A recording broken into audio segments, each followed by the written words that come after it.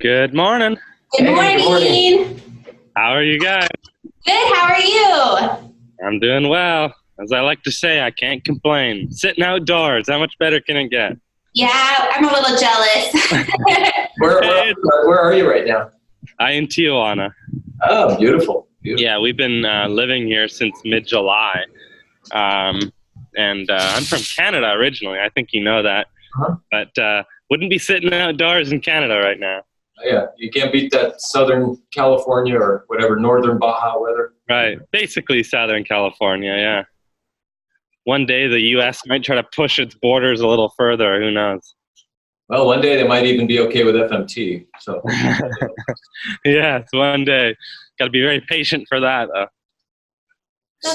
Go ahead, Bert. Go. I'm Becky. I have a child with autism, so that's how I connected with Dr. Nick, and I run a Facebook group to help other families kind of learn about biomedical treatments and how to help their children. So we wanted to learn more about the fecal microbiota transplant. Did I say that correct? Okay. Great. Yeah. And what's the name of the group that you run? It's called Health and Hope for Autism. Ah, So definitely feel free to join. sure. I'm Dr. Nick Agosian. We've spoken before. Yes. I have a functional medicine clinic with the focus on autism and autoimmunity in adults and gut issues, things like that. Several of my patients have used your services. They've been very pleased with it. So we're hoping to have a little chat today to kind of, jump in a little deeper into the topic and see how it can help, not only in autism, but maybe in other conditions as well. Great. I actually have some families in the group that have seen you, so they'll be excited to see this interview. That'll be wonderful. And I'll be happy to share it in some other places where people follow and spread the word. And from everything I've heard, Dr. Nick, you're doing a great job with some of the families that have come and they're very happy with you. So it's really great that we get to connect here. It looks like we are recording and live, so I'll just introduce myself a little bit as well. Dr. Jason Klop. I'm a naturopathic doctor, also a parent. I've got 3 young kids. This is a big part of why I do these calls outdoors, because it would be chaos if I was inside. But to add to that, I've been working in the field of digestive health for many years. I've been doing FMT since early 2018, and this is where some of the experience of other conditions outside of autism will come in, and I'm happy to talk about that. But in the beginning, it was a lot of IBS and Crohn's and colitis and other neurological conditions like MS and Parkinson's. So that was a lot of what my practice looked like. But once we got some more compelling research on the use of FMT for autism is when I sort of made the shift to offering FMT for families or children with autism. And so we've been doing that since the middle of July of 2018 and been seeing some really positive outcomes, as you guys have mentioned. And I'd be happy to talk about FMT, gut health, or whatever it is you guys want to grill me on. Perfect. So with that, I guess you said you started kind of working with FMT in 2018. Could you tell us a little bit about, I guess, when you started out, and I guess how it transitioned over into, kind of having your own clinic for treating kids with autism? Sure. Yeah. Well, it's an interesting evolution. I'll keep it kind of short. I'm very much compelled by the requests of my patients. And so, when someone asks and it's something that I feel I can deliver, I usually do it. And part of that is because I like adventure, I like challenges, I like thinking outside of the box a little bit. Well, towards the end of 2017, I had a patient. Actually, she wasn't a patient. She was inquiring about becoming a patient. And she'd really gone through this huge transformation in her life because her health had declined so much, and her husband opted to make a dramatic change. And a part of that dramatic change was they sold everything. They bought an acreage. They moved onto the acreage. They built their own house that was completely environmentally safe, no toxins, no nothing. They grew all of their own food, raised all of their own food. And through all of that, which was the transition of a couple of years, she was still in a really poor health. And I was familiar with FMT and knowing everything about her case, I was like, I just don't feel like this is something that I can add any more value to. I mean, she'd been there, done most everything. And so I just said, I just don't think that it makes any sense for me to accept you as a patient, knowing that, I don't really know what else I can do beyond everything you've already done.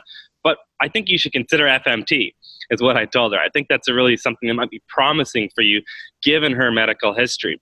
And so she said, well, yeah, great idea, but I can't fly to clinics across the world. My health is just in too bad a shape to even consider doing that. And so she said, please, can you figure out a way to offer FMT? And so I was like, okay. So that was the end of 2017. And then by the early 2018, January actually, is when it all came together. So it happened quite quickly, which is generally the way that I like to move, make a decision, execute. And, to make the whole story come around, I actually followed up with her and said, hey, we have this availability of doing FMT now in Mexico, and it's really quite close because she was in Oregon. But I never heard from her again. So I don't know what happened. I'd like to think that everything went merry on its way, but that might be a little too optimistic. I don't really know what happened. Her life and health was in a really precarious situation. So nonetheless, that's sort of what started it. And because a lot of my work up until that point was in the space of digestive health, IBS, Crohn's, colitis, that's most of the patients that I'd seen initially. And I was just kind of doing them off and on. I had treated a few cases of autism, but typically it was for other indications. It was, a child that had autism as, higher functioning, but also had Crohn's disease. So typically the autism was sort of a secondary concern. There was something more pressing at the forefront. And that's the time where we said, okay, let's do FMT, but for this more pressing matter. And it wasn't until I think it was about April or May of 2018 is when Dr. Adams and his team from Arizona State University published a 2-year follow-up of using FMT for the treatment of autism or autism-associated symptoms. And that's when I started to just get a lot of requests from parents saying, hey, we know you're in Mexico doing this. Do you want to start doing it for, autism? Can we have our son come? And I was like, well, okay. And so again, compelled by the requests of patients or inquiring patients, I said, all right, well, let's try to mimic that study as closely as we can to try to get those same or similar outcomes. And because the way that, we treat kids with autism is slightly different than the way we were treating cases before, which was typically via enemas for a much shorter period of time, I said, all right, well, let's just do a single retreat. And so we did one that was in July. And then it's just been snowballing since then. I had no intentions of staying here long term. I didn't have any intentions of running these that frequently. I've got other aspects of my business or practice. And so, but I really enjoy it. I'm very passionate about this. And, it just encourages me to see the amazing progress that parents can make or the children can make. And so I continue to stay here as well. Being a parent myself, safety is of the highest order of priority for me. So that's been proven. It's very safe, and effective, comes second. So safe comes first, effective comes second. So without one or the other, I wouldn't decide to continue to do this. However, thankfully we have both. And so here we are. So when you have a family that comes to visit you with a child with autism, is FMT one of the first interventions that you usually recommend, or what helps you decide who is a good candidate for this treatment, and at what point in their recovery should they be implementing this?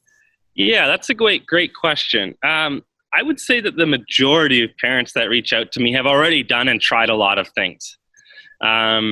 That doesn't mean that the child is necessarily older. I mean, they could be 3 years old and have tried a lot of things. They could have done stem cells multiple times. They could have done, a bunch of different biomed protocols and approaches. So it really depends on how much intervention the parents have opted for. Some have just, taken on the belief from their pediatricians that there's really nothing that you can do. Hopefully ABA therapies or speech therapies will do something. And so it may be a newer thing that they're exposed to, biomed therapies or a therapy like FMT. I generally have the perspective that you should try some other therapies to see how far you can take things. And then, once that's in place, as much as you can improve the health as possible, and I mean, this goes for all illnesses, as much as you can improve the health as possible with lifestyle changes and dietary changes and some supplementation interventions and things like that, do that first. And most people, find out about a diagnosis of autism around 18 or 24 months, somewhere in that period. Sometimes it can be later. And so, in the next year, 2 years, they're already trying and experimenting with different therapies. And I think that's a good place to start. I don't know that I would jump from autism diagnosis to doing FMT within the same, month or something like that. I think it's a hard process for parents, and I think there can be a period of, as denial, in some sense, not a bad thing. It's just, we want the best for our children, and it's a lot to take in.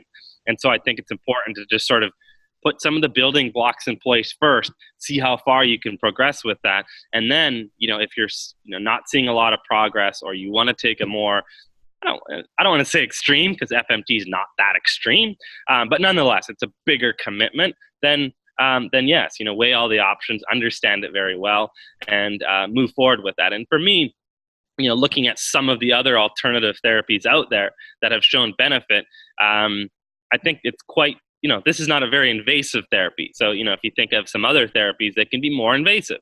So I like thinking about sort of the therapeutic order, right? And that's why I mentioned diet and lifestyle and those types of things first. It's least invasive. It's the least likely to cause any kind of harm. So let's start at the foundations and then build our way up to being more invasive as we go, if necessary, right? If it calls for it. And when I mean invasive, it could be IVs, it could be stem cells, it could be other things that I feel are more invasive or have a higher chance for risk. But again, it's really a pros, cons discussion. So yeah, most kids have gone through and tried different therapies, some with success, some with no success. And I think that's a good place to start. And then I think it's appropriate to build on that, because you have a stronger foundation now, for some families. And again, I'm not here to judge. I've got 3 kids, but some, just aren't eating a great diet. Yeah. And I know it's hard, as busy parents having several children, in some cases, it's very hard, but that should be a good place to start, because some kids, simply go gluten, dairy free, and viola, lights come on. And so that's a great spot. Now, if we wait until we're starting FMT to go that route, maybe we'll see less benefit, because, there's still a lot of inflammation around from gluten or dairy. And not to say every kid needs to go gluten, dairy free, but, that's the case for a lot of kids. They respond really well with that. Okay. Could you tell us a little bit about the evolution, I guess, of how you set up the donors? Because I see that as a very positive innovation, I think, that you brought compared to, I had patients in the past that had done FMT, the old-fashioned way, where they would tell, dad to, poop through some cheesecloth and put it in a capsule. And we saw there was very mixed results with that. Right. Whereas it seems like the way that you're doing the donors definitely has improved the outcome significantly. Yeah. I think we should just take maybe one step back. And for the people that aren't super aware, what is FMT to begin with? So FMT stands for fecal microbiota transplant. And the idea is that you take a very healthy donor, healthy person, you take their stools, meaning they pass them, you catch them, and then those stools go through a processing where there's screening, where there's centrifugation to basically concentrate the bacteria into a form that can be administered either via liquid dose, capsules, so that's top down, or from the bottom up via an enema. So that's the basic premise, right? You take someone who's got a very strong, healthy, diverse microbiome, and then you give that to someone who doesn't have a strong, healthy, robust microbiome. And that microbiome, or a group or family of bacteria, is oftentimes damaged or just didn't have a chance to thrive for various reasons. And through all of my work so far, I think that it all comes down to a damaged microbiome, and that might be through antibiotic use, that might be through diet, that might be through C-section delivery, that might be through, there's a lot of different factors that contribute to that. But that's typically what happens. And then the idea is you take this healthy microbiome and you have one that's a little more damaged, and you basically transplant it. It's not like a liver transplant or a kidney transplant. The body's not going to react to it. It's human bacteria, and it's really concentrated bacteria. And I think that's one thing, when you're doing, as you described, home FMT, one is we don't know the quality of the donor, so that's a question. The other is we're just not getting the concentration of bacteria, right? The amount of bacteria that you're getting when you're, straining through a cheesecloth is very different than when you put it through an actual lab process. You can concentrate it much, much more. And so I think that's a small part of it. But you're right. As much as we're getting great outcomes, and I'd like to think that I'm doing good work, it really comes down to donor quality. I think that's the biggest factor. And it's very hard to find really healthy people, unfortunately. It's really hard to find people that have not been given antibiotics, either in their lifetime or the last several years, or that, are very physically active, don't have mental emotional challenges. So we do, a bunch of different steps from a screening standpoint. We do blood testing to look for anything infectious, including sexually transmitted infections, hepatitis, all of that sort of thing. And then we do stool testing as well to rule out parasites and fungal growths and bacterial infections and others. A lot of times parents say, well, what about that screening? We know testing's not perfect. And what about, how, do they have oxalobacteria, or do they have, some of these foundational species? And I always say, well, screening is a part of it. I think that's really important. We want to rule out anything, red signs. But the biggest indicator of health is health. What are their symptoms like? If they have food allergies, they're not a good donor. I mean, that's a problem. And we would know if they had issues digesting, oxalates, for example. And so it's not even a question of, do they have oxalate digesting bacteria there? They must, otherwise there'd be symptoms. And then the history, right? The history is a huge indicator as well as to what's going on with that person, right? Did they have a really good start in life? Were they vaginally born? Were they breastfed? Did they have, issues in those first years of life? Did they develop properly? Is their skin healthy? Are they a healthy weight? Are they physically active? Do they have mental emotional challenges? What's their family history? If someone's getting, if their family is known to get cancer in their 30s, that's probably not a great donor, right? Something's going on. And I think health in a big way is generational. Not just because of the genetics, which is a part of it, but it's a lot of the patterns that we learn as families. And that's a big part of it too. But the microbiome is a generational thing as well. It comes from grandma, which goes to mom, which goes to kid, and down the line we go. So do you ever have patients coming to you with a donor in mind, say that they have someone in their family that they want to use? And if there is a family member that fits all the criteria, is it better to use someone you're related to or not?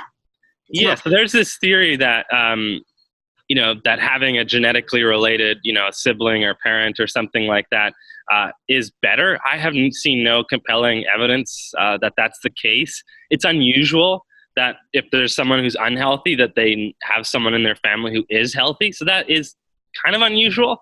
However, it does happen, and we do get that request on occasion. So far, I don't really encourage that. First, it's kind of logistically really challenging, right? We have a lab and they're living in some other part of the country or world.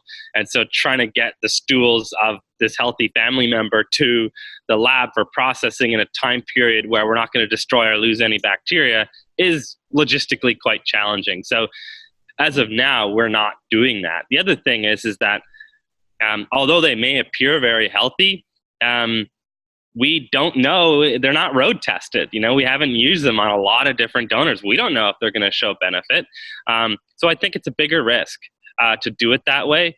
I understand the sort of idea behind it, but it's just not a model that you can scale out. You know what I mean? Like, it's not a way of supporting as many people as you can by requiring them to know or find a healthy donor. And so personally, again, from a safety standpoint, I feel better knowing that we've used these donors for as long as we have, and we've never had anything come up on blood or stool testing, nor a reaction from a child or an adult in some cases that we can directly associate with FMT and or these donors. So in theory, having a close relative may be beneficial, but there's been no evidence to suggest that that's in any way advantageous. I get a similar question, does ethnicity matter? We treat children from multiple different ethnicities, and I have never seen any difference. Our donors, have a European background. I mean, from origins, they've been living in the U.S., born in the U.S., but I just don't think that ethnicity has, or family relative has any impact or bearing on the outcomes that we can experience with FMT. I mean, I think also to further your point, an observation I've made over the time I've treated autistic kids, I've seen a very high correlation, and this is purely anecdotal, I haven't seen any studies of this, but as far as family members that have autoimmunity, a much, much higher prevalence of that, and sometimes at least one parent or even both parents. And in many cases, that autoimmunity doesn't even show itself until the child is 7, 8, 9 years old. But, so I mean, I think that's, like I said, to further your point, they may have some occult autoimmunity kind of brewing in their gut. Maybe the symptoms haven't shown up yet, but it's there. So. Right. And that's, again, a question that goes back to family history, right? Like if your parents have autoimmune conditions, I mean, you're going to have some of the genetic predisposition for that as well. And it's about the environment. And if you're living in a similar environment that they had been, the likelihood is higher for sure. So yeah, definitely. Could we talk a little bit about adverse reactions or any issues, I guess, after the FMT? Have you had any problems or things to look for? Anything like that? Yeah, this is so FMT is a general. So when you're doing enemas as an example, which is a very common way that FMT has been done for a very long time, there's very sort of standard side effects, if you want to call them, that you can get from the FMT, and that is increased gas. Some with the gas can come some bloating or cramping. So those, usual, oftentimes the gas can smell quite strong when they're passing it. I think there's some sort of like battle that's waging between the healthy and unhealthy, even though I don't really like those terms, bacteria. So there's a bit of a fight there, and that's common with enemas for sure. Capsules and oral route, you can see a similar kind of reaction as well, although it's usually not as strong. Beyond that, when I had been doing FMT, shorter amounts, usually 10 enemas, usually again for adults, we didn't see any kind of what I would call like die-off type reactions. So I never really thought of FMT as something that could or would cause some type of a die-off response. However, now that we've been doing FMT for a little longer with kids, and we're doing higher doses for an extended period of time, we are noticing what I think is a type of a die-off reaction, where as we're continually, meaning daily, doing this introduction of new and large amounts of bacteria, it is causing a change in the microbiome that is pushing out, again, I don't like the words bad bacteria, so it's pushing out these bad bacteria. And bacteria, as a part of their cell walls, have what we would think of as toxins like lipopolysaccharide and others. And the liver and other organs of detox are required to move that along. And a lot of kids with autism specifically, but in other cases as well, have issues with detox. I think that's a part of the problem in the first place, is there's issues with detoxification, whether it be they're just backed up, whether there be some genetic mutations. And so if a child is having trouble with detoxification as it is, then adding this extra load on of, bacteria that have been killed off through this change in the environment in the gut results then in more toxicity in the body, which is not, easily removed by the liver. And that can cause an increase in symptoms. And so what have we seen? Well, we've seen an increase in some existing behaviors during the first couple of weeks of FMT, meaning if they're hyperactive, they might be more hyperactive.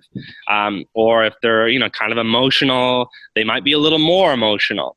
Or if they have a lot of self-harming behaviors, that could increase a little bit. So again, I think it's just a correlation to an increase in toxicity due to that die-off. What we found, though, is that once I sort of started observing that, I said, okay, let's support that liver. Let's make sure the liver is detoxing properly.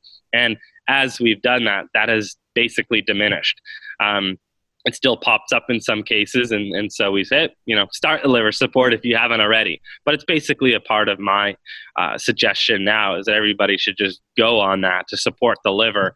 And we see that again too when we're using vancomycin, when we're using herbal antimicrobials. It's typical to see that increase in initial symptoms, and then you can start to see improvements. With that said, even in the cases where there was an increase in hyperactivity, there'd be periods where it was decreased as well. So There were times where it was higher than baseline, but there were times when it was much lower than baseline. So, the parents were fine with it. They're like, oh, this is great. This is normal. Another side effect, which I don't really see as a side effect, but is that we have seen some kids, as we're replacing their gut and helping to heal, their immune system starting to come online. We have some kids that maybe have never gotten sick in their lives, which I don't think is a good thing. They've never gotten a cold, they've never gotten a flu, brother, sister, mom, dad, whoever gets it, and they're just, not getting sick. And with the FMT, we have seen those types of cases where, wow, they start sweating.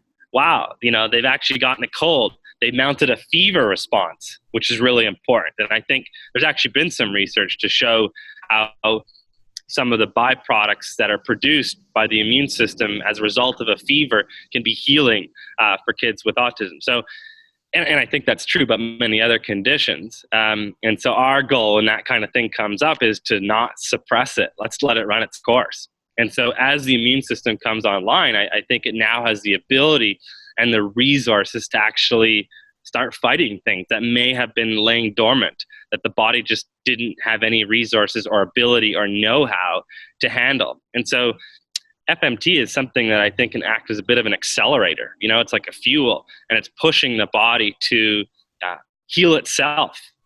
It's initiating the body's own self-healing mechanisms. It's not like it goes in and like FMT is going to, these bacteria are going to go kill other viruses or things. No, it's helping the body heal from this foundational level. And as you do that, other things can come up. But again, I don't really see it as a side effect. It's not something where we can say, oh, definitely, the FMT is causing this. But it's just, when you have an 8-year-old that's never been sick a day in their life, and then, once they start healing from the FMT, they're getting skin color again, and, they're gaining some weight and they're getting healthy again, they get sick.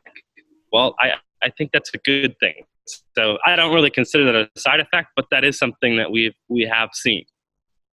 Okay. So when a patient is wanting to pursue FMT, what kind of preparation goes into them before they see you? What do they change their diet? What kind of things do you recommend beforehand? I typically don't play with the diet much, again, mostly because a lot of these kids come to me and they've been there, done that, tried everything, are already gluten-free, dairy-free, soy-free, corn-free, egg-free, you name it, free. In some cases, they're only eating 1 or 2 foods. In some cases, they only tolerate pureed food. So our goal with FMT is to expand the diet as much as possible. So that comes as some relief to some parents who are getting tired of restricting. But as it relates to pre-treatment, I oftentimes will review, the labs and things that they've already had done. Again, in some cases, there's been a lot of labs. In some cases, there's not been. I don't require specific labs, but it can be helpful in determining what pre-treatment should look like. Our standard approach is typically doing some kind of eradication, some kind of kill-off. Again, knowing that there's an overgrowth of oftentimes bacteria or fungus, in some cases parasites. And so we want to bring those numbers down. It's impossible to get rid of everything. And that's a topic we can talk about after this. It's really impossible to get rid of everything, but it's a matter of bringing it down so that when we introduce the FMT, it's not such a steep uphill battle against these, overgrown, in not all cases, they're not always pathogenic. In some cases, they are pathogenic. So our goal is to reduce that. And sometimes we'll use, biocidin or other natural antimicrobials. And then typically we do 2 weeks of vancomycin, which is a pretty strong antibiotic, prior to the FMT. And really the main reason why we use that is because, again, of some of the research that has shown that, hey, they use vancomycin. I don't know for sure if that's a requirement, but because we know that works in other cases, I continue to suggest that. And I would say about 85% of the kids that come do vancomycin in advance. I'm generally opposed to a lot of antibiotics, but because we're following it immediately with FMT, I'm less concerned, because any sort of negative side effects that might be associated with vancomycin will be immediately nullified once we get on with FMT. So typically, biocidin for about a month, and then 2 weeks of vancomycin. That's the standard. But some kids, we know have a ton of yeast. So maybe we suggest some yeast treatments. In other cases, we know there's parasites, so we might suggest something like that. Again, in in collaboration with their doctors.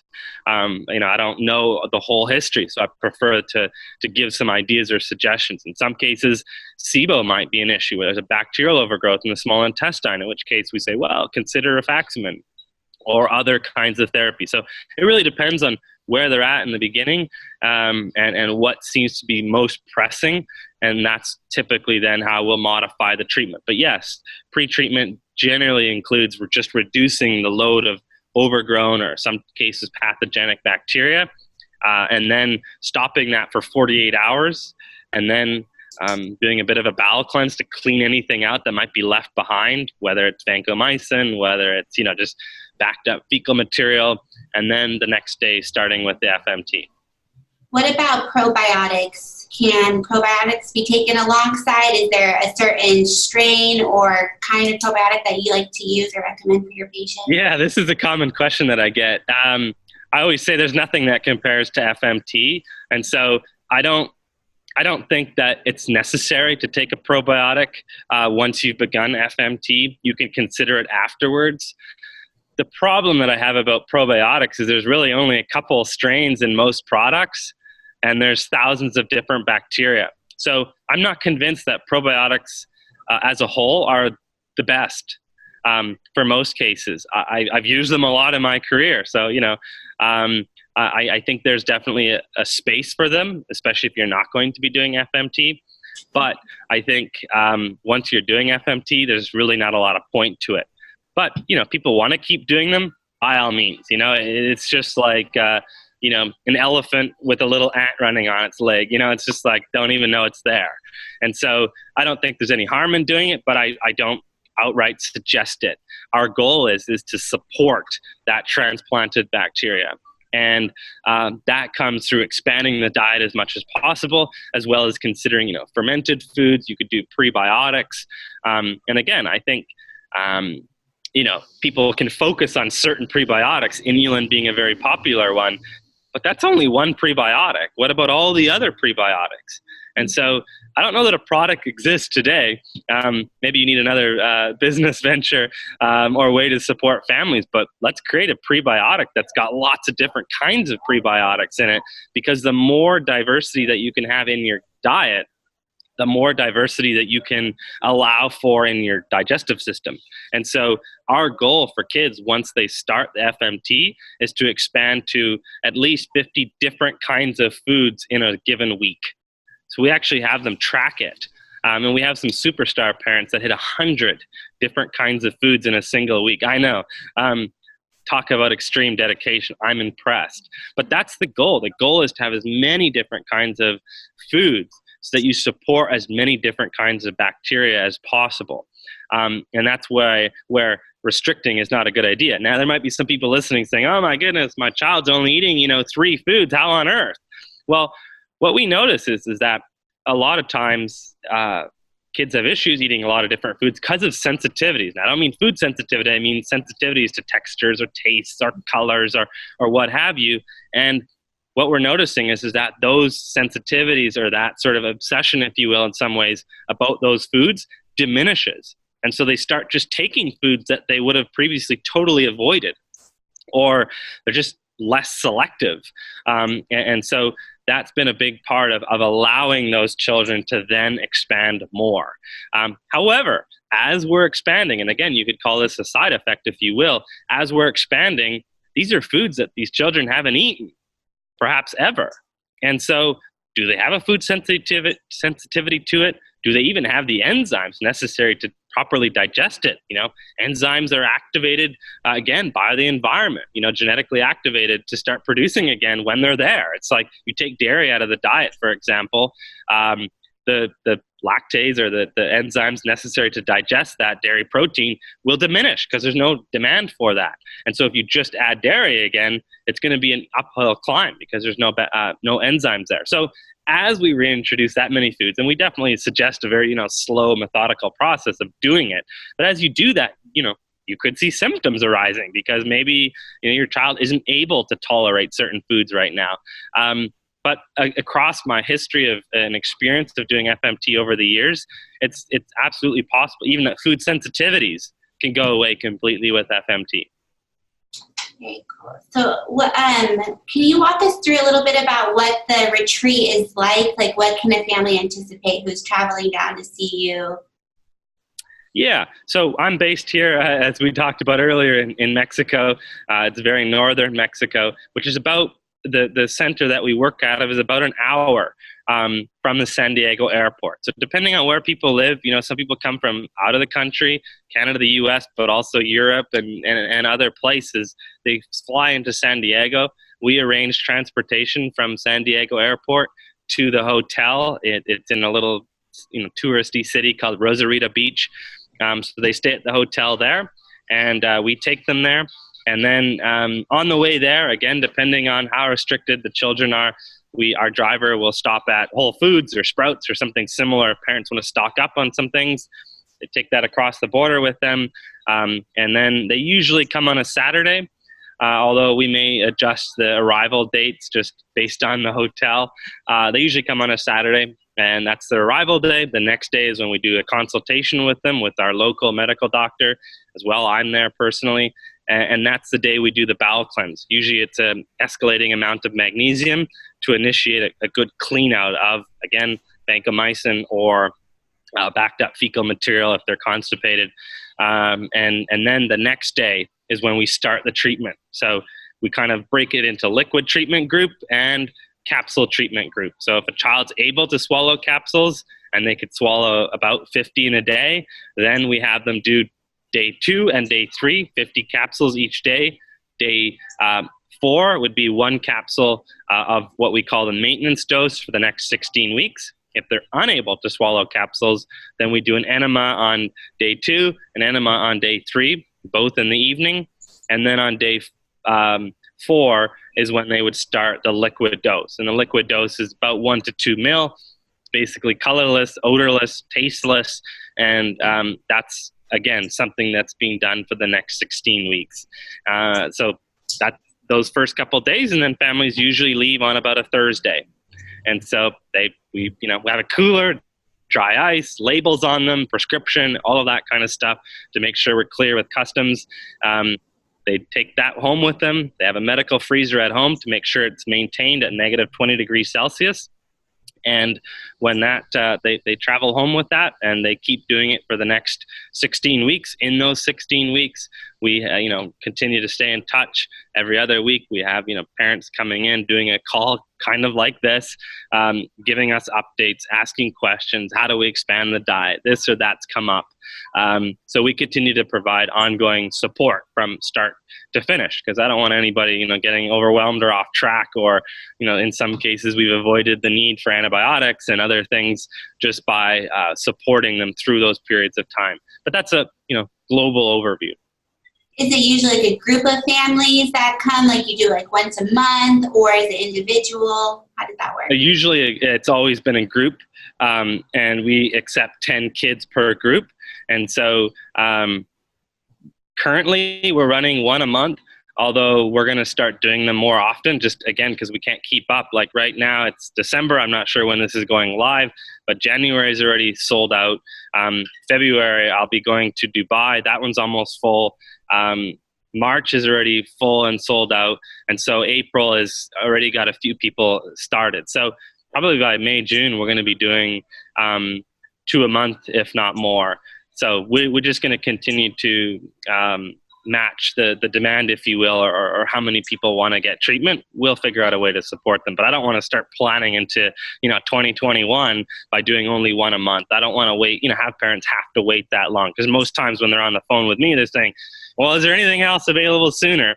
And if you haven't gotten the trend, I've got a bit of a bleeding heart and want to help and want to make sure that if they want to do this soon, great. But if they don't, hey, if you want to wait until 2021, I hope that we're still able to do this by then, and we'll be there, and we'll be happy to help you when that time comes.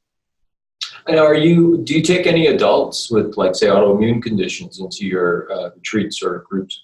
Yeah, so if it's a diagnosis outside of autism, then usually we will, just like Becky said, we'll usually take them kind of on a case-by-case basis. Because I currently live here, it's easy for me just to have someone come down and get treatment that way. Sometimes we'll overlap them with the retreat just because it's easier. We've already got all the logistics in place for that.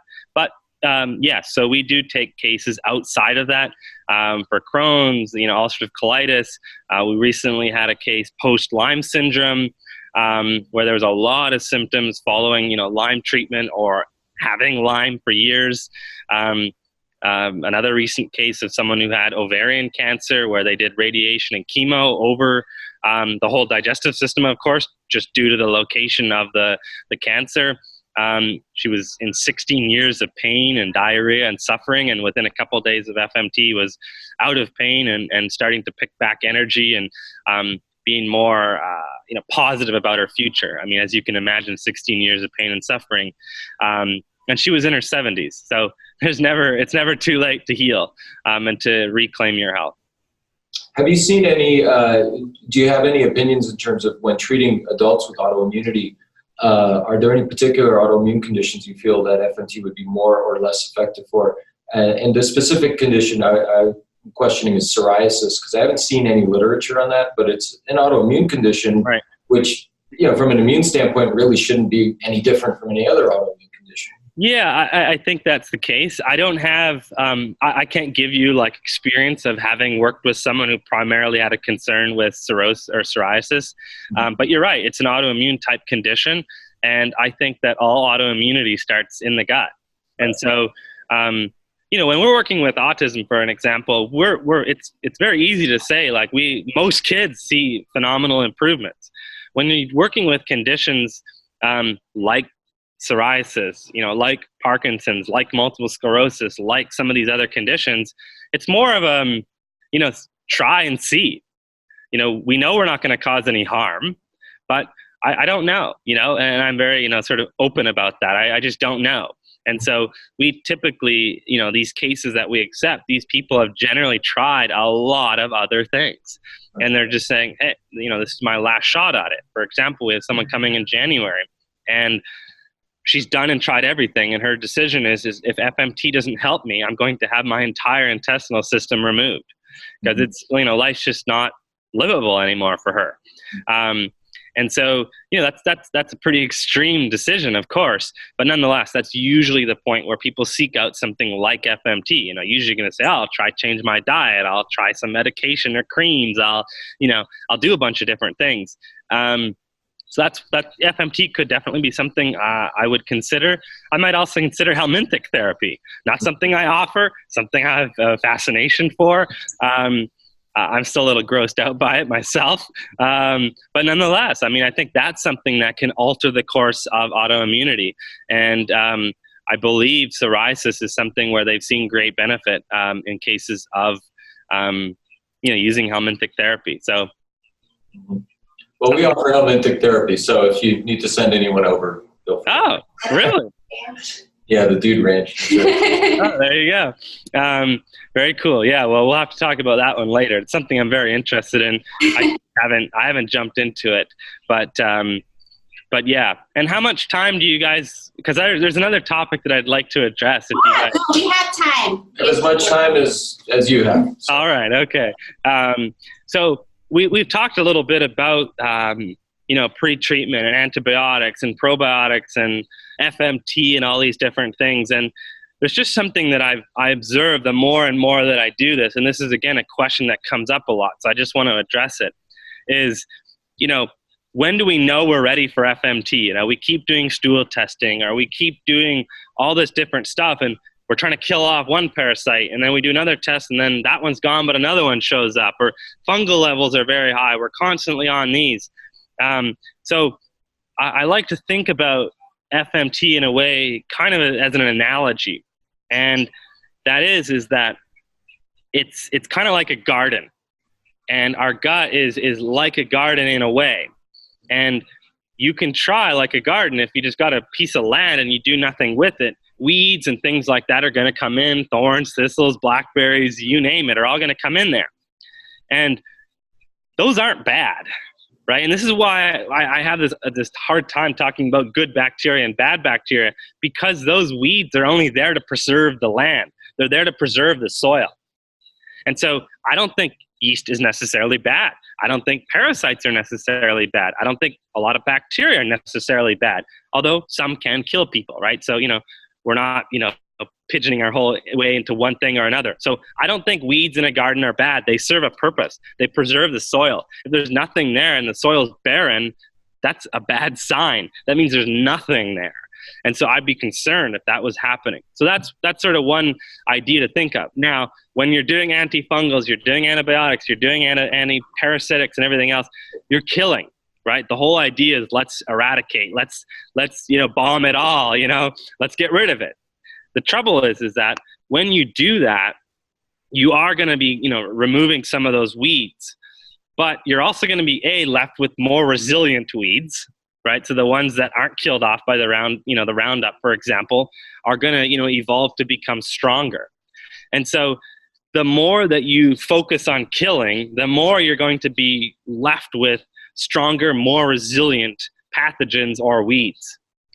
And if you just kill off, but you never focus on rebuilding, then it's going to be like you're repeating this cycle over and over and again. And the way that I see this show up is that, great, we do an antibiotic or an antifungal, and it works amazingly for, let's say, 3 weeks, or in some cases 3 months, in some cases 6 months, in some cases 9 months. So 6 months comes around, a lot of the symptoms return. What do we do now? Right? Okay, that antibiotic worked really well. Let's do that again. And what I see is that each time that antibiotic is reused, that window of improvement lessens. And so, again, like that garden, every time you remove all of those weeds, you're going to, and you just leave the land like it was, or, throw a few little seeds on, as in the case of probiotics, you're never going to have enough time to overcome that growth of the weeds. It's just like you look at a cornfield, for example. In the beginning, the weeds outgrow the corn. And that's kind of how I think about FMT is that we remove as many of the weeds as possible. Again, recognizing they're not necessarily bad, they're just preserving the environment there, because if nothing's there, then we're gonna have a problem. So they're preserving that environment, and we get them down as much as possible. Then we add in, we'll call it corn. In the beginning, there's this battle. I believe there's this kind of battle between, are the weeds going to grow quicker, or is the corn going to grow quicker? And then once the corn continues to grow, it doesn't kill the weeds. It just changes the environment. It takes away the nutrition source, if you will, the sun, from the weeds, which causes them to die off.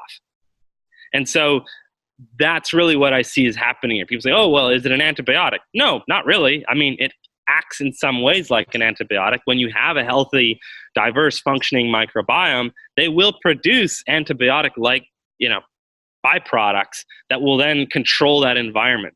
And so just like a tree forest or rainforest, you see something that's happening above, but there's this whole interplay underneath. And that's what I think is going on. Once you can start to rebuild that forest, that rainforest, there's an interplay between the different species that's critical. And that's why, there's some companies or pharmaceutical companies that are trying to identify specific strains. I don't think it's that simple, because I believe it takes, like a community raises a child. It's like a community of these different trees or species all interact in some, magical way to allow for health and well-being. So I just, I caution people to think about how much more killing we want to do.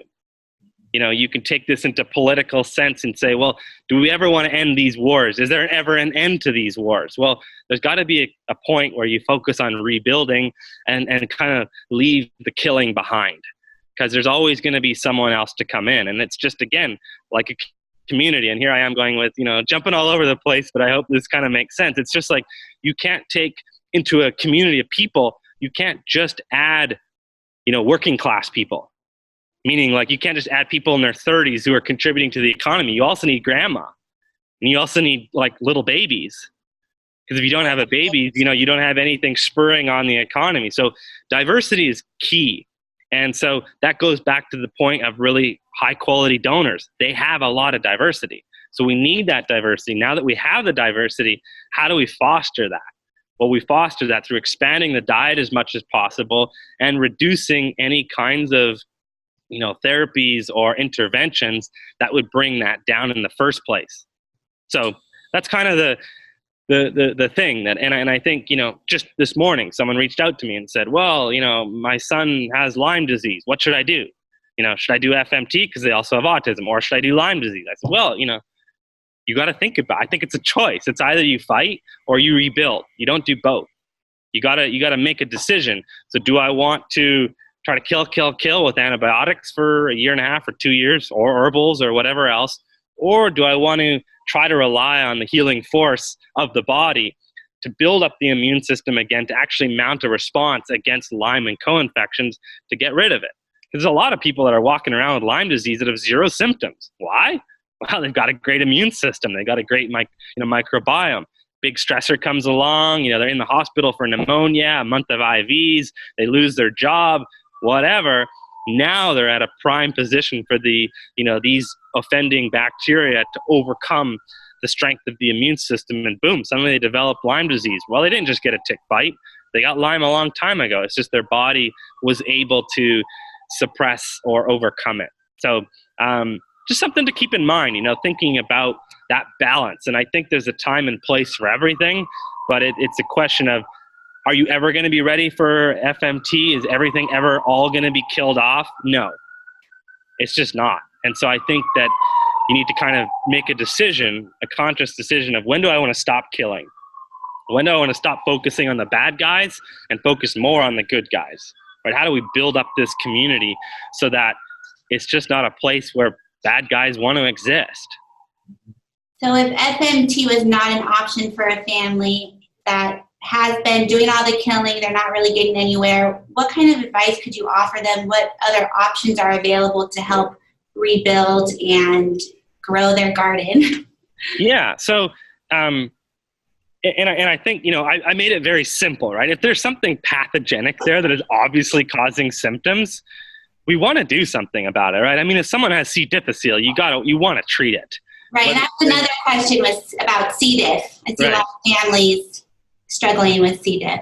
Right. And FMT is great for that. But, you can use probiotics like Saccharomyces, for example, is great at reducing that. A lot of natural therapies that can reduce C. diff without the overhanded techniques of vancomycin or other really strong antibiotics. But nonetheless, you bring up a really good point. I still think there's a way to focus on rebuilding whether or not you're using FMT, right? And that means, adjusting your focus to therapies that are focused on killing to being more supportive, right? How do we support the body and the immune system and help getting the child sleeping better, getting their nutrition better? So adjusting the focus from killing to supporting, and that could look like expanding the diet. That could look like IV therapies or ozone therapies or other kinds of therapies that are focused on regenerating or rebuilding versus breaking down. Because I think the more that you get rid of things, the more, again, real estate there is for other stuff to grow. And so it's kind of this balance. And that might mean, though, that there might be periods where you're doing some kind of, killing, but that's replaced by rebuilding. And the goal is to extend the periods of rebuilding and reduce the periods of killing or eradicating. And I don't think we went over what kind of gains are children seeing, and about how quickly after the treatment do families start seeing progress, and what are the progresses that are being made? Yeah, so typically, as a general rule of thumb, around 5 weeks is when we begin to notice the most obvious changes in the digestive system. Typically around 5 weeks, and then around 8 weeks into treatment is when we start to notice the majority of the autism-related symptoms, whether it be anxiety or hyperactivity or OCD symptoms or sleep issues or focus challenges. That's typically the distinction. However, we have some children that they start seeing improvements nearly immediately. We start off with the treatment, and one example is eye contact. There was a little boy that he just had basically no eye contact, or it was inappropriate. And within, having done the first 2 enemas, he was just gazing deeply into his parents' eyes, including mine. I mean, I witnessed it. So that's one component where, boom, something shifted really quickly to allow for that. In other cases as well, we've had some kids with extreme diarrhea, and that's changed in like 3 days. They're having regular bowel movements. Same with chronic constipation, where they're doing daily enemas, and boom, within the first week or 2, they don't need any enemas, and the boy's having regular bowel movements, is now potty trained, not needing a diaper. So some things can change really quickly. But generally speaking, I typically suggest parents kind of, hold off on their expectations until that 5 to 8 week range. As it relates to what kinds of things we're seeing, I mean, I mentioned some of them just here and now. It really depends on where your child is, where they start, right? So for some kids, they're higher functioning, and other kids are really in a severe condition. And so it really depends based on where they start as to what kinds of gains or improvements we may see with them.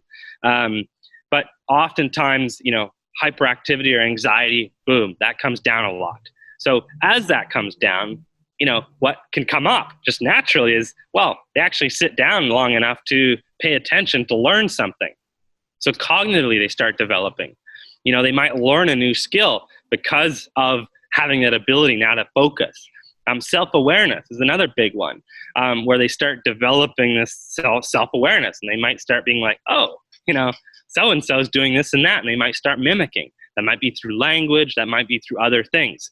With that as well, if a child comes to us nonverbal, they might start, if they're totally nonverbal, they might start, using humming, or using kind of trying to do, use speech.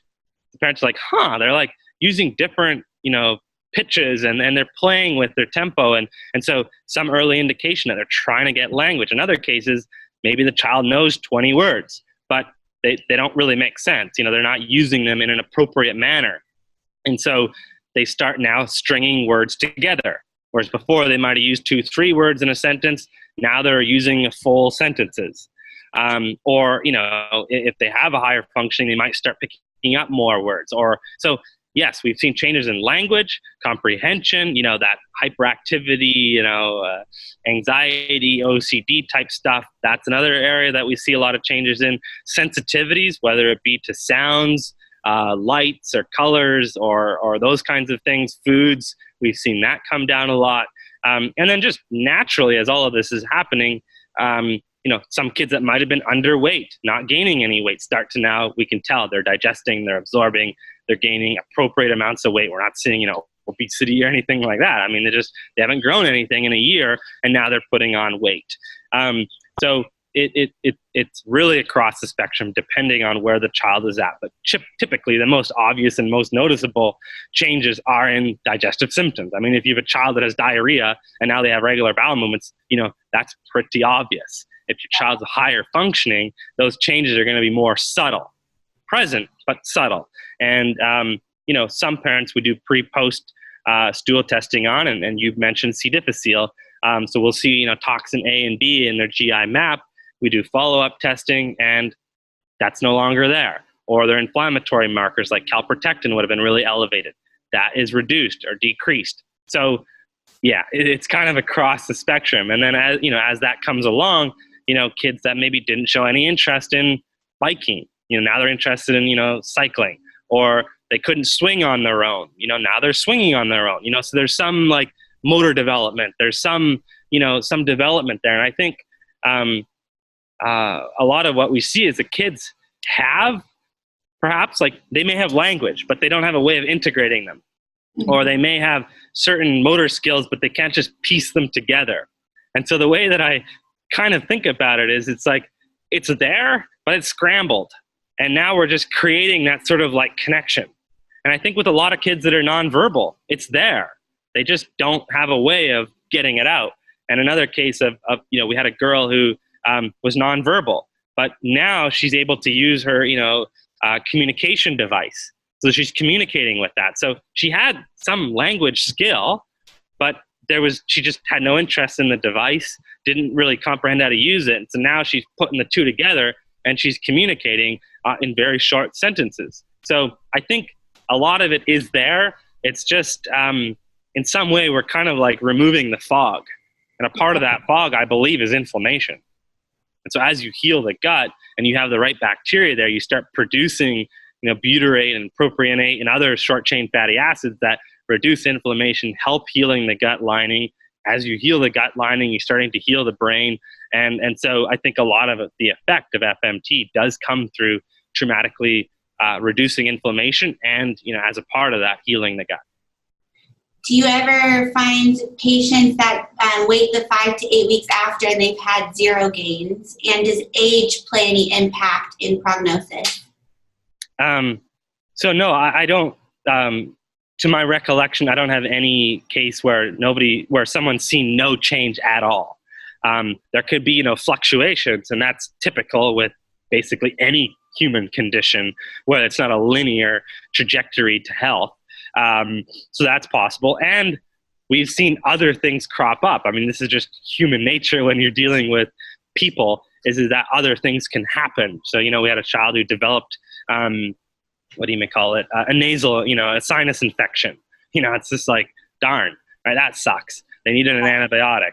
And other, cases where there's been a lot of complications and some of those things have ebbed and flowed. But no, the vast majority definitely see benefit. And what was the second part of your question? You'd asked about age as well. Oh, right, age.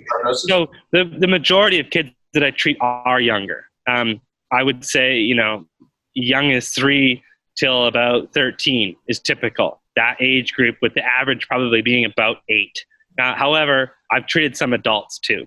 And we still see improvements with the adult, they're men. So far, it's been boys or males in the adult age range, and they've seen improvements. But, and this is sometimes the question that I get, well, and you kind of asked it before, but how soon could we do this? I think there's still benefit regardless of what age the child is. I just think that if you can affect change sooner, that over several years, that, even if the trajectory is slightly different, you extend that over several years and you end up at a very different place. So I think that's the advantage to doing it sooner is that by creating some of that change now, you change the needle a couple of degrees, and in 3 years, you're just at a very different place because of the change in the degree. But I still think that adults can show benefit. I mean, we're seeing that. I just don't know that, the end point will obviously be different. But again, the expectations are different as well. And so I do think that adults can still show great benefit. It's just, we're at a different place. So you had mentioned the case where someone had gotten a sinus infection and needed antibiotics. You'd also mentioned about how after the FMT, sometimes the immune system is getting amped up. Maybe they weren't getting sick before and now they are. And so what happens if they do need to take antibiotics? How is that going to affect the FMT afterwards? Yeah, the reality is we just don't have enough information to know exactly. In my mind, the longer you can delay starting antibiotics, and the longer that you've had that FMT kind of take place, you're getting hit with the sun there, Dr. Nick. Yeah. It's warm right here. Yeah, you're going to have a raccoon tan there. So I think the longer that you can avoid antibiotics, of course, the better. Now, again, we don't have enough data to say, if a child has like one course of antibiotics, we're gonna have no issues or we're gonna have issues. But my opinion is that the longer that the FMT is in place, the more resilient the body is going to be to handling a shorter course of antibiotics. Now, if they had to go on multiple courses of antibiotics, IV antibiotics, a bunch of stuff, we could end up at the same place that we started. That is a chance. But I think it's unlikely because we are supporting the system and we are helping healing to happen. And a lot of times in these cases, kids are getting a lot of these antibiotics frequently for ear infections and other things earlier on in life. So as they get a little older, as their immune system comes along, I think the likelihood for that is less. If they have an appendix and they're able to store some memory of the microbiome, I think that's another advantage. So yes, it's a concern, but generally speaking, you know, I get the question of, do I need to repeat this and how many times and what frequency? I don't think so. Providing nothing's going on that's dramatically destroying the biome as we know it. So it's a good question. I don't know the full answer to that. Yes, I think taking an antibiotic will reduce in some way the effectiveness, but within what time period, you know, that I think bears a lot on this. What about herbal antibiotics? Do you think those are generally more safer if that's an option? Well, if I had to choose between the two, definitely. I mean, the way that I describe it to patients is it's like, you know, pharmaceutical antibiotics are kind of like a nuclear bomb, and herbal antibiotics are like, you know, stealth force. There's still going to be casualties either way, but there's less casualties. So yeah, I mean, I would order the treatment approach starting from the bottom, right? What can we do at the bottom? You know, first start with things that are not antimicrobial, like vitamin C and vitamin A and vitamin D and all these kinds of things to support the immune system. If that's not doing it, now I'd add in some, you know, herbal antimicrobials. And if that's still not doing it, well, then we got to bring out antibiotics. So yeah, I had a question. You may not know the answer to this also, but so what I'll see a lot of times is families will do a lot of different treatments, and they'll sort of reserve like FMT and stem cells kind of for later. And a lot of us do like price tag, traveling, there's a lot of factors in there.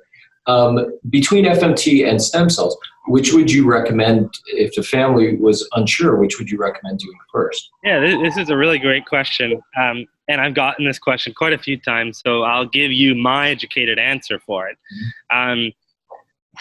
First of all, I don't know everything there is to know about stem cells. I'm aware of stem cell therapies. I understand under the premise under which they work. And so the way that I think about it when trying to make a decision between the two is thinking about, well, what would allow one or the other therapy to work better, right? Like, how do we get more bang for our buck if we're considering both? And so what I do know is that there's been a small sort of study from kids that had autism that did stem cells, and they found that the kids with the most gut diversity had better outcomes. Very small numbers, but nonetheless, gives us some indication. So the more diversity had it in their gut, the more likely they were to benefit. The other thing is that when we think about the mechanism of stem cells, in effect, they're reducing inflammation, oftentimes in the brain, which allows for the increase of certain behaviors, you know, whether it be speech or reduction in anxiety or even improvements in digestion. So if we think about inflammation as a whole and we want the stem cells to target the brain for rewiring and regrowth there, but we add that into a generally inflamed system, then the stem cells are going to go, they're going to spread. They're going to have a sort of global effect as opposed to a targeted effect. So if I had to choose between the two, understanding how stem cells work, I would want to reduce the inflammation in the gut, which is generally a huge contributor to inflammation. So doing a treatment like FMT first to reduce the inflammation as well as provide that diversity to make stem cells more effective. The other factor that comes into this is when doing stem cells, regardless of the route that you're delivering them to, they all end up in the blood somehow, whether it's spinal, whether it's intranasal, whether it's IV, they're all ending up in the blood some way. We know, again, through the research by Arizona State University, that the metabolites in the blood change. They become better, more favorable. And so if we're thinking about the lifespan of the stem cell, we want to have a more favorable environment for it to exist in. And so if FMT can affect the favorability of the environment, if you will, of the blood, then let's improve that first. And so that's the premise that I think about it on. I've also had parents who were scheduled to do stem cells interested in FMT, and I've said to them, why don't you ask your stem cell doctor what they think you should do first? Because again, I don't know everything about it. And in basically all of the cases, it's come back, yeah, do FMT if that's your plan, and then do the stem cells. If I had to make a decision between the two, and you could say I'm biased, which I'll agree to, right? This is what I'm doing, is what I'm very passionate about. So that in account, if knowing that I am somewhat biased, I would still think that FMT makes more sense, simply because stem cells typically needs to be repeated.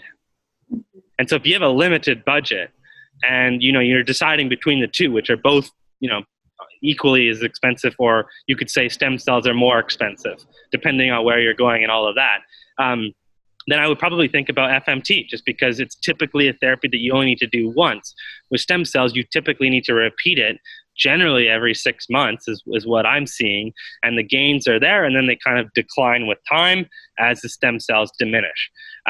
So if I was going to do either one, I would probably choose FMT. If I was going to do both anyways, I would probably do FMT and then stem cells sometime after doing the FMT. And that's how I've come to the decision, just basically thinking about how both of them work. And so that's my general suggestion. And then I also think about the invasiveness of stem cells, which it can be more invasive. And that primarily is a concern for me. Being a parent, I like to reduce the invasiveness. But, some of them are done intranasal, not that invasive. But a spinal tap is more invasive.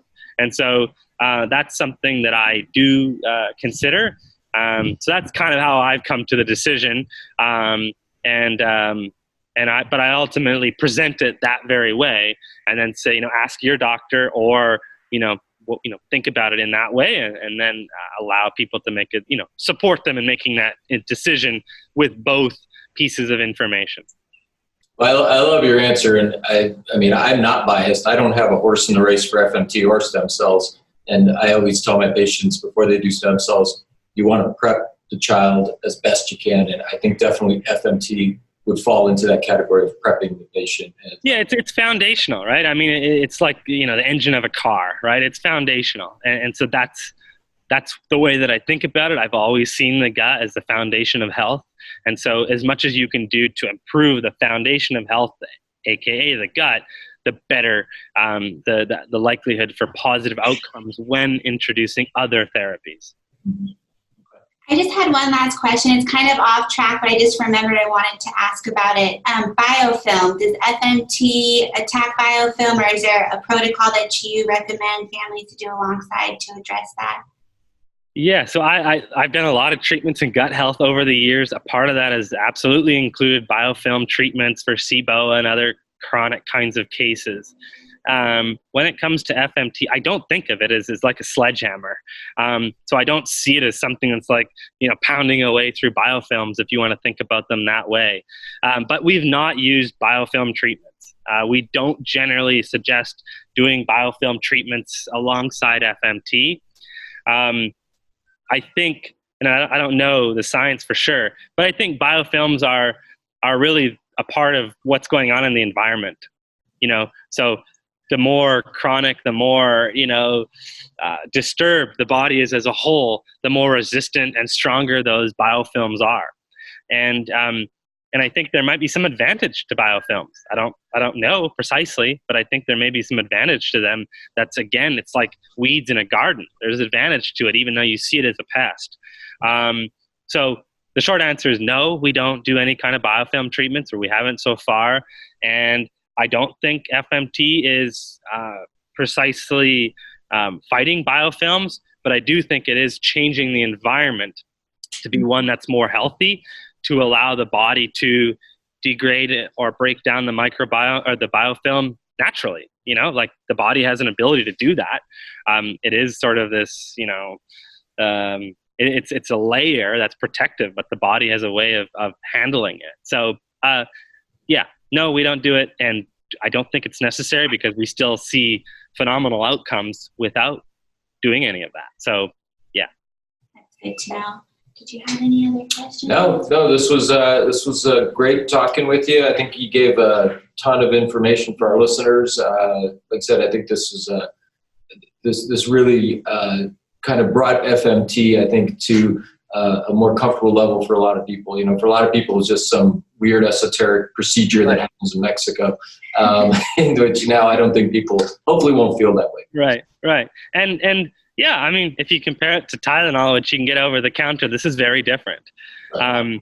But you kind of have to think about, the way that I think about it is how do we make the most amount of change in the shortest amount of time and do it in the safest manner as possible. And so we're just trying to check all the boxes. And the more that you look into the history as well of FMT, the more comfortable you can become with it, because it's extremely safe through the history of its use.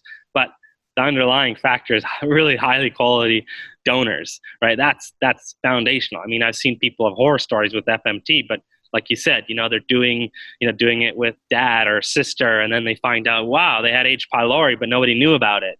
And so, yeah, donor screening, medically supervised, I feel is the right way to go. I understand people are going rogue and doing this because the government doesn't let them. This is age old, it's the bootlegging existed until they legalized alcohol, abortions, all of that stuff. People will do it if there's no other way. And I understand that, but that's why I'm trying to spread as much information as possible and push the field of research further so that the government eventually will come on board and say, hey, this is safe, this is effective. But I'm not optimistic that that's going to change anytime soon, despite the fact that I'm generally a very optimistic person. Yeah. Well, thank you for what you're doing. Yes. We're all in this together, and we all play our part. And I think you're playing an important role in helping these families. Yes, thank you so much for taking the time today. This was really valuable information, so I'm so excited to share this with the community. Great, wonderful. Well, I appreciate both your guys' thorough interview, and let me know if you ever want to do take two, if there's a whole bunch of questions or anything like that. I really feel passionate about informing people, at least be aware of options, and that really kind of breaks my heart when people buy into, again, through the persuasion of the conventional system, like there's no way to see improvements. And you guys are seeing that through the great therapies that you offer. And so you're right, we're all in this together. And I, to date, have never been a part of a community as great as this one. So thank you, and I appreciate you guys taking the time, and I'll look forward to seeing further questions and hearing from other people. If you do want to learn more about FMT, you can definitely check out my website, fmtsolution.com.